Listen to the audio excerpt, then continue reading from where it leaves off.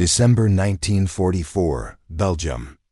A German Tiger tank commander laughed as he spotted an American soldier aiming a bazooka at his 60-ton fortress. He'd seen dozens of these stovepipes bounce harmlessly off his armor in Normandy and Italy. But at 20 meters, something was different.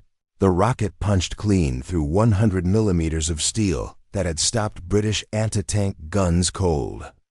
And suddenly, the crew of the invincible Tiger was scrambling for their lives. How did a weapon the Germans had trained their tankers to ignore become the nightmare that shattered their armored supremacy? Before we jump back in, tell us where you're tuning in from, and if this story touches you, make sure you're subscribed because tomorrow, I've saved something extra special for you. December 1944. The Belgian town of Rochereth sat frozen under heavy snow. Ice clung to broken walls. Smoke drifted from shell holes in the cobblestone streets. The war had come here 3 days ago when German tanks rolled through the Ardennes forest in what would later be called the Battle of the Bulge. For now, the American soldiers huddled in the ruins only knew they were outnumbered. Outgunned and terrified, Germany was losing the war. But you could not tell that to the men inside the Tiger tanks. These massive machines weighed 60 tons. Their frontal armor was 4 inches thick. Their 88mm cannons could destroy an American Sherman tank from over a mile away. Since 1942, the Tiger had been the king of the battlefield. British tanks feared it. Russian tanks fled from it. American tankers called encounters with Tigers a death sentence. The armor was too thick. The gun was too powerful. Nothing the Allies had could reliably stop a Tiger from the front. Back in Germany, the factories that built these monsters were running out of materials. Allied bombers had turned industrial cities into burning wastelands. Oil refineries were destroyed. The synthetic fuel plants were rubble. Trains could barely move supplies to the front. The German economy was collapsing under the weight of total war. Food was scarce. Civilian workers were starving. The Nazi government had thrown everything into one last desperate offensive, scraping together tanks and fuel for a final push through the Ardennes. But the tank crews did not feel desperate. Inside their Tigers, they felt invincible. Obersturmführer Klaus Hoffmann commanded Tiger No. 231.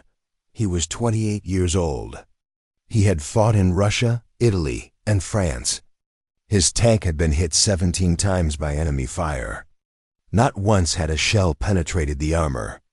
He wore an iron cross on his chest and carried absolute confidence in his heart. The Tiger made him feel like a god among men. Hoffmann had seen American bazookas before. The M1A1 rocket launcher looked like a metal pipe. American soldiers called it the stovepipe. It fired a small rocket with a shaped charge warhead. In theory, it could damage tanks. In practice, Hoffmann had watched these rockets bounce off Tiger armor like thrown stones. He had seen them explode harmlessly against the thick steel plates. His crew joked about bazookas. They called them American fireworks. Hoffmann had trained his gunner to ignore soldiers carrying bazookas. They were no threat. Save the machine gun ammunition for real dangers. This confidence came from experience and from propaganda. German soldiers were told that American equipment was inferior. American soldiers were soft, poorly trained, and cowardly. They relied on massive numbers and industrial production instead of superior quality and warrior spirit. The Nazi ideology taught that Germanic engineering and fighting spirit would triumph over American mass production. Every time a bazooka failed to penetrate a Tiger, it proved the theory correct. On the American side of the ruined town, Corporal James Mitchell crouched in the basement of a destroyed bakery. He was 19 years old. He had arrived in Belgium 6 days ago as a replacement. The men in his squad were mostly replacements too. The original unit had been torn apart in the Hurtgen forest. Mitchell had fired his rifle exactly twice in combat. He had never seen a German tank up close. He was cold, hungry, and scared. His squad leader, Sergeant William Torres, was 23 but looked 40. Torres had landed at Normandy on D-Day +3. He had fought through hedgerows and survived the nightmare of the Hurtgen. He knew what German armor could do. He had watched a Tiger destroy 4 Sherman tanks in 3 minutes near Saint-Lô. The memory haunted him. When the word came down that Tigers were approaching Rochereth, Torres felt ice in his stomach. But Torres had something new. 3 days ago, a supply truck had brought up strange weapons.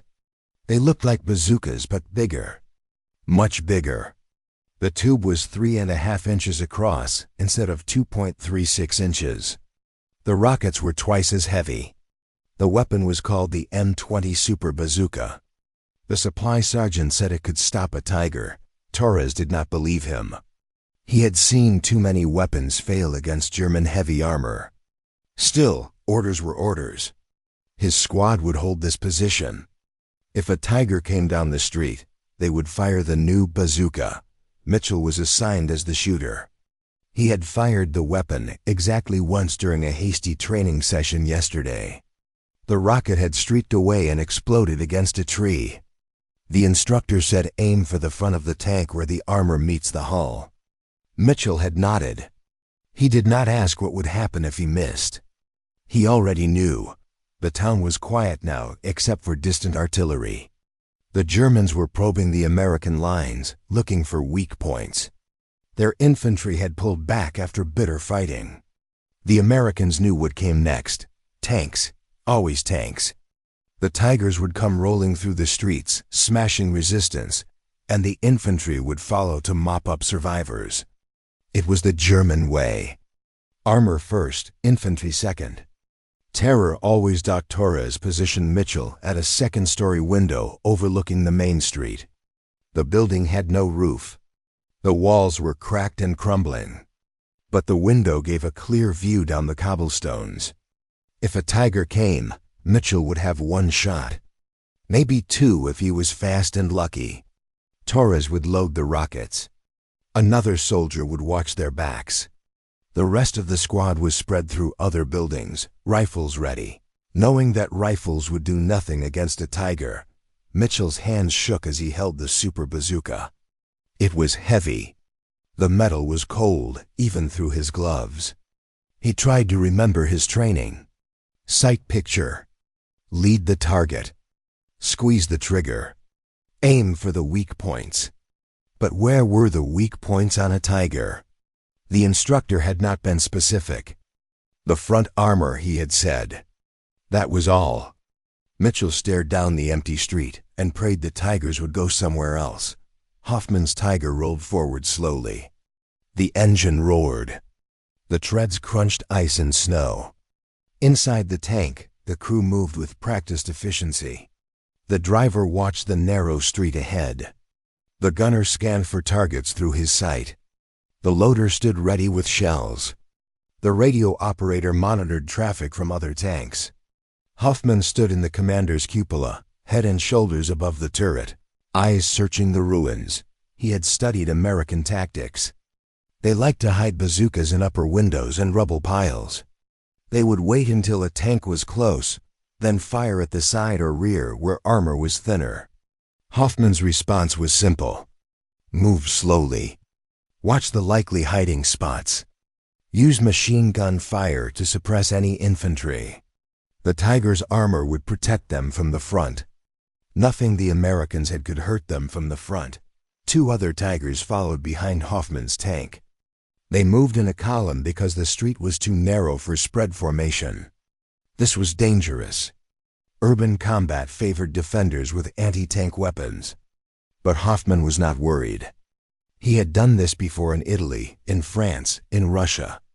American infantry always broke when the Tigers arrived. They would fire their useless bazookas, see the rockets fail, and then run. It was predictable. It was easy. This would be no different. Mitchell saw the Tiger turn onto the street 400 meters away. His heart hammered. The tank was enormous. It filled the narrow space between buildings. The long gun barrel pointed straight ahead like an accusing finger. Even at this distance, Mitchell could hear the engine, a deep mechanical growl that spoke of power and death. Torres hissed at him to stay calm. Wait for the tank to come closer. Wait for the right moment. The Tiger rolled forward. 300 meters. 250. Mitchell's finger touched the trigger. Not yet, Torres whispered. Closer. Let it come closer. The shaped charge needs to be close to work. Mitchell wanted to fire now, to get it over with, to run away. But he stayed frozen at the window. The super bazooka pointed at the approaching monster. Hoffman spotted movement in a second-story window. There, a soldier with a bazooka. He almost smiled. Another American about to learn that bazookas did not work against Tigers. He considered ordering the machine gunner to fire, then decided against it. Let the American waste his rocket. Let him see it bounce off the armor. Let him feel the despair before the machine guns cut him down. It was a small cruelty, but the war had made Hoffman cruel. 100 meters, 75, 50. The Tiger's machine gun started firing at other buildings, suppressing suspected positions. The sound was deafening. Mitchell could see details now. The Zimmerit paste on the armor. The spare tracks welded to the front. The commander standing in the cupola, confident and calm. 25 meters. Torres screamed fire. Mitchell squeezed the trigger. The rocket ignited with a whoosh and a blast of flame.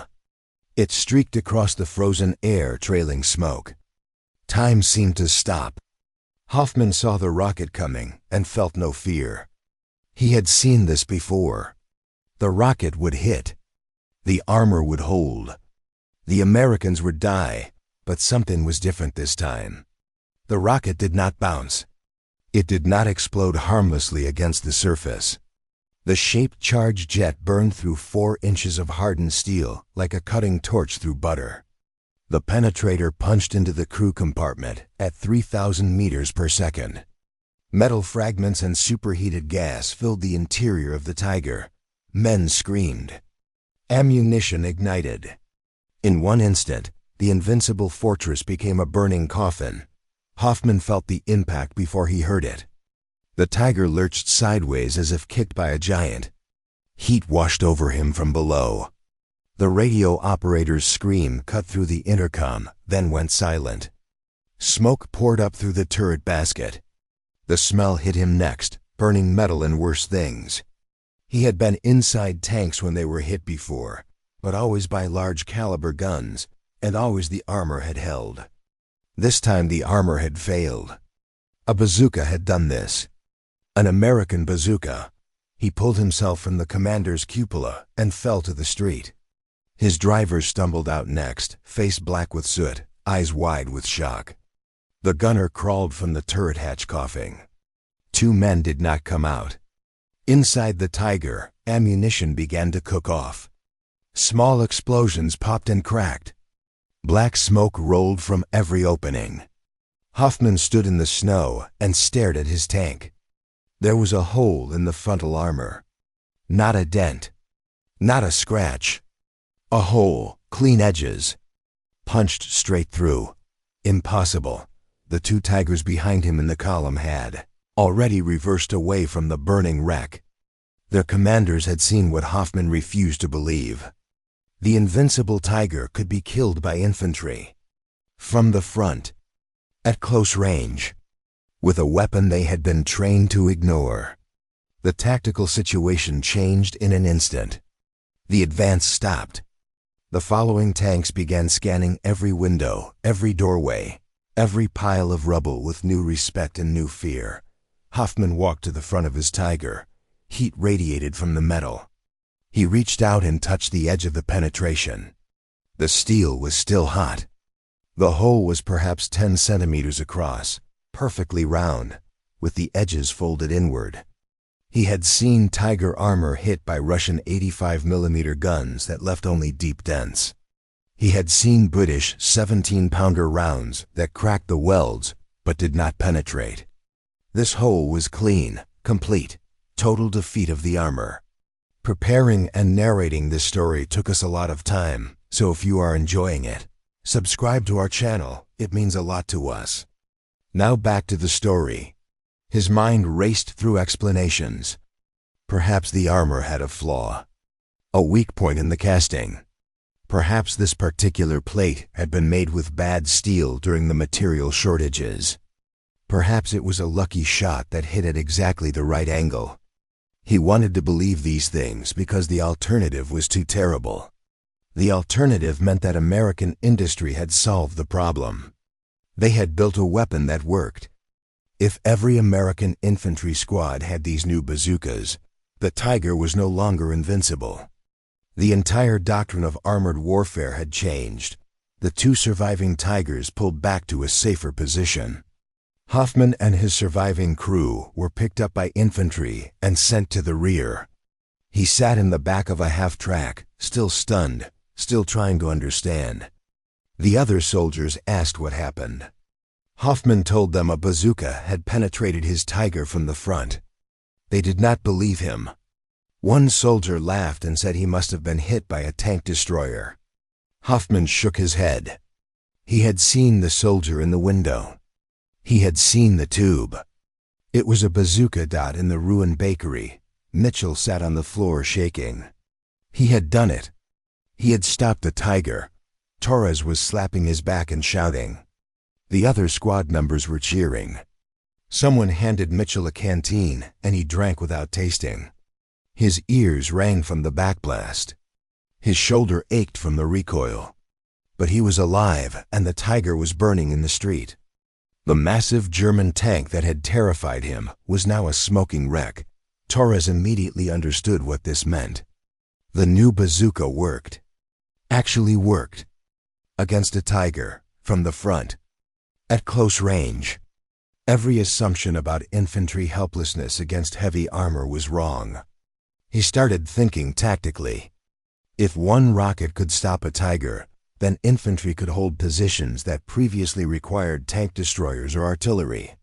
Small units could defend against armored attacks. The psychological advantage the Germans had held for 2 years was suddenly gone. Word spread through the American lines within an hour. A replacement with a super bazooka had knocked out a Tiger at 20 meters.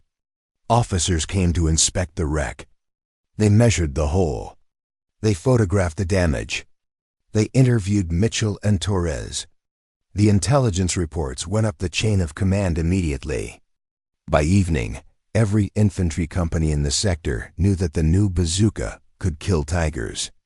The mood changed.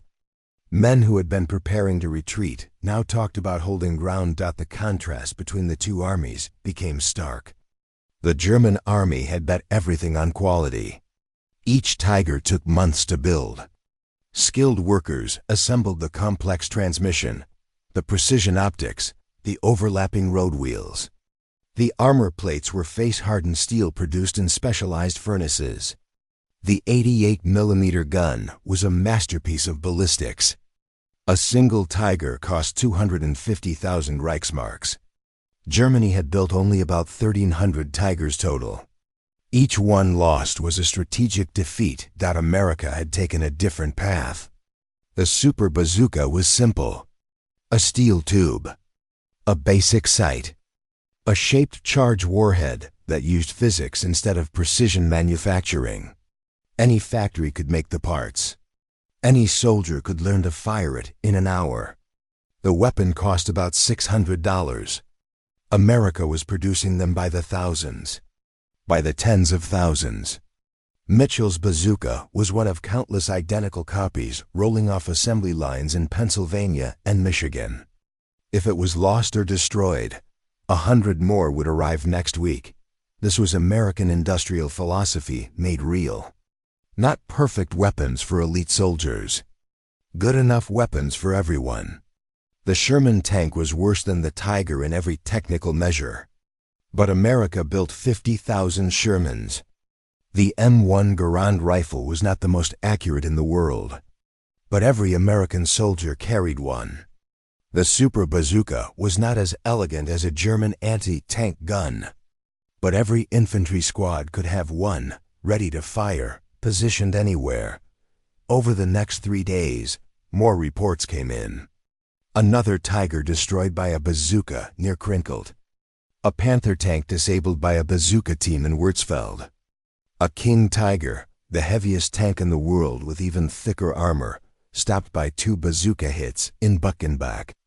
The German tank commanders began changing their behavior. They stayed farther from infantry positions. They avoided streets and confined spaces. They moved faster through villages instead of the slow, confident patrols they had used before. The German High Command received the reports with alarm. Intelligence officers interviewed tank crews who had escaped destroyed vehicles. They examined wrecked Tigers recovered from abandoned positions. The evidence was clear. The Americans had fielded a significantly improved anti-tank weapon. More concerning, they had distributed it widely. Every prisoner interrogated confirmed that the new bazookas were common at squad level. This was not a rare weapon for specialists. This was standard infantry equipment. German doctrine had always emphasized the superiority of their equipment and training. The propaganda told soldiers that 1 German tank was worth 5 enemy tanks. 1 German soldier equaled 10 enemy soldiers. This belief system was built on real technical advantages. German tanks had better armor and guns. German optics were superior. German tactical training was more thorough. These advantages justified the smaller numbers. Quality would triumph over quantity, but the bazooka breakthrough revealed a flaw in this thinking. Quality only mattered if you could bring it to bear. A Tiger was worth 5 Shermans in a tank battle. But a Tiger was worth nothing if it was burning in the street, killed by a weapon that cost less than the tank's radio.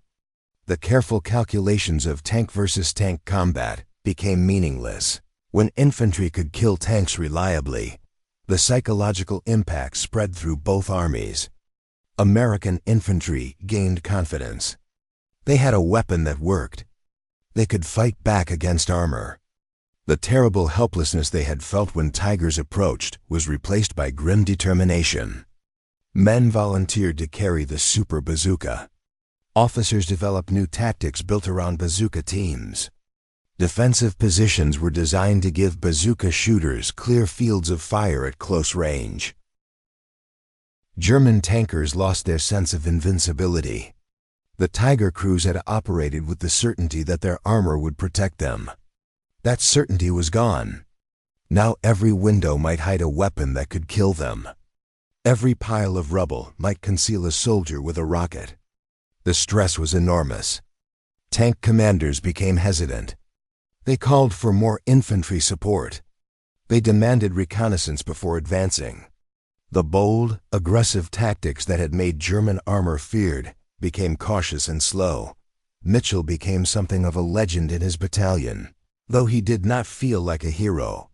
He had been terrified when he fired. His hands had shaken. He had nearly missed. Only Torres's steady commands had kept him from running. But the result was what mattered. Other soldiers looked at him differently now. They asked questions about the Super Bazooka. How heavy was it? How far could it shoot? Could it really stop a Tiger? Mitchell answered honestly. It was heavy. It had a lot of recoil. And yes, it could stop a Tiger. He had done it. They could too. The contrast between the armies was no longer just technical. It was philosophical. Germany had built an army around exceptional warriors using exceptional weapons. America had built an army around ordinary people using good enough weapons available in unlimited quantities. In the frozen streets of Belgium, that philosophy was proving superior. The Tiger was still the better tank. But the bazooka was everywhere. And everywhere was where wars were won. Hoffman sat in a prisoner of war camp in Eastern France 3 weeks after his Tiger burned in Rochereth. The Americans had captured him during the German retreat. He shared a barracks with 40 other tank crewmen. Most had been taken when their vehicles were destroyed or abandoned without fuel. They spent their days in a fenced compound, eating watery soup, sleeping on wooden bunks, and arguing about how Germany had lost the Ardennes offensive. Some blamed the weather. Others blamed lack of fuel. Hoffman blamed the bazooka. He could not stop thinking about that moment. The rocket streaking toward his tank. His complete lack of fear. His absolute confidence that the armor would hold. Then the penetration. The hole. The death of his crew. He had replayed it 1,000 times in his mind. Each time he searched for what he had done wrong. Each time he came to the same conclusion. He had done nothing wrong. The weapon had simply worked. The Americans had solved the problem. At night, he lay on his bunk and stared at the ceiling. The other prisoners talked about returning to Germany after the war. They talked about rebuilding. They spoke with confidence about German spirit and German strength. Hoffman said nothing. He was thinking about numbers. Germany had built 1,300 Tigers. He had heard that America was producing thousands of the new bazookas every week. Thousands every week. The math was simple and brutal. Even if every Tiger survived every battle, even if German crews were the best in the world, there were not enough Tigers. There would never be enough Tigers. He began to see the war differently. Before, he had believed the propaganda. German weapons were superior, therefore Germany would win. Quality over quantity. The warrior spirit over industrial mass production. It had seemed logical. His Tiger had been better than any American tank. His crew had been better trained than American crews. These facts were true. But they were not enough facts. The Americans did not need better tanks. They needed good enough tanks in vast numbers. They needed good enough anti-tank weapons in the hands of every soldier. Good enough, repeated 10,000 times. Beat perfect every time. The camp guards were mostly American soldiers too old or too injured for frontline service. They were not cruel. They provided adequate food, medical care, and shelter. The Geneva Convention was followed strictly. Hoffman found this strange. He had been taught that Americans were weak and decadent. Instead, they were organized and efficient. The camp ran like a machine. Food arrived on schedule. Medical supplies were abundant. The guards were professional. There was no chaos, no shortage. No breakdown of order. One guard was a middle-aged man from Pennsylvania who had worked in a steel mill before the war. Hoffman asked him about American industry. The guard smiled and explained that his mill alone produced more steel in a month than some entire German factories produced in a year. He said it casually, without boasting. It was simply a fact. Hoffman felt something crack inside his chest. The guard went on. America had so many factories that they could build Liberty ships faster than German submarines could sink them.